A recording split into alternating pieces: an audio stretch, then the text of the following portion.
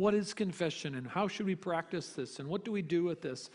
And what we're going to do is look at confession primarily through the lens of two biblical authors, David, not in Psalm 51, but in Psalm 32, and the Apostle John in 1 John chapter 1. So we want to start with this. What does it mean? What does the Bible mean when it uses the term confession? There's two Greek words that are very closely related. They're very interesting. One is homologeo. If you want to say that, it's kind of fun. Homologeo.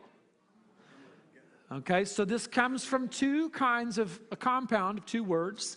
The word for same, homo, the same. And then the noun, logos. And if you're familiar at all with John chapter 1, verse 1, in the beginning was the logos. In the beginning was the what? The word. So this verb means, adjective for same, word. So very rigidly, you might mean that this says to give the same word, which is why oftentimes it's translated as acknowledge or agree. And of course, that begs the question, agree with whom? Well, namely, agree with God. To confess is to say the same thing that God says. In other words, to confess is to face reality. To look reality right in the face and say, I'm not going to pretend it's something other than what's right in front of me. I'm going to agree with what is, not with what I wish was. This is a profound point. Because much of the human condition, I think, can be summarized as just a simple refusal to face the truth. Truth is something that humans really need, and we are exceptional at avoiding. It's the reason why some people, for example, will not look at their spending practices with their money. Have you ever seen this? A person will kind of feel like, oh my gosh, we don't have enough money, and like we just are, we're having trouble and reconciling things in the accounts. And you're like, well, here's a suggestion. Go through month by month and track every single purchase that you make. And for some people, that simple suggestion, it's like put it on a piece of paper, every single thing. Here's where I spent money. Here's how much money I spent. Here's what I spent it on. Every single dollar. And then you'll have a pretty accurate picture of where your money's going. Now, many people, they squirm with the simple suggestion. Now, why is that? Because they don't want to see where their money's going.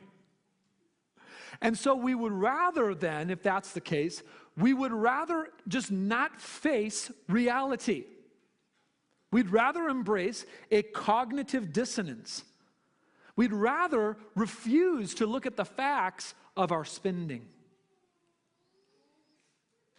This is confession. The first point of confession, very simple but profound point. In order to confess something, you have to know what it is. You have to face reality. Then the other word that's used in the New Testament for confess, very close. So the first one, homologeo, yes? The second one, exomologeo. You can say that. Exomologeo.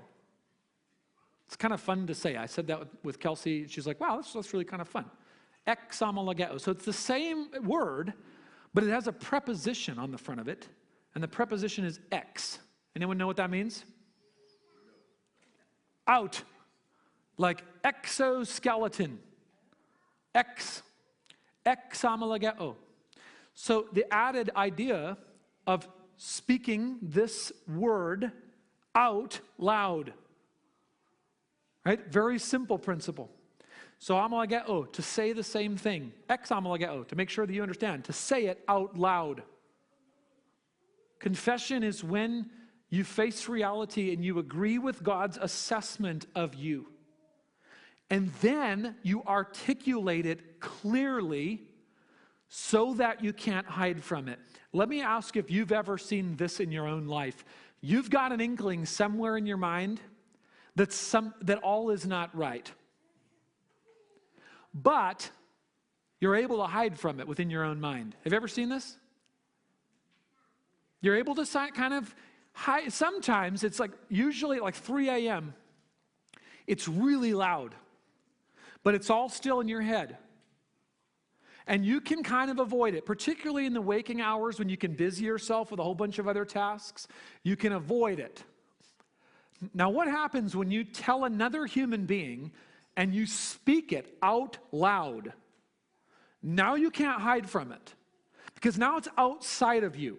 Now it has being and reality and shape and force outside of you. And you can't pretend like it's not there because your friend heard you say it.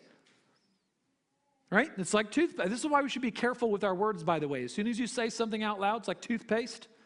It will not go back in the tube. And there's a bad thing to that, right? When you say something that deeply wounds somebody, you can try to go back later and patch that up. You can try to go back later and say, no, I didn't really mean that. I shouldn't have said that. Well, but you did say it.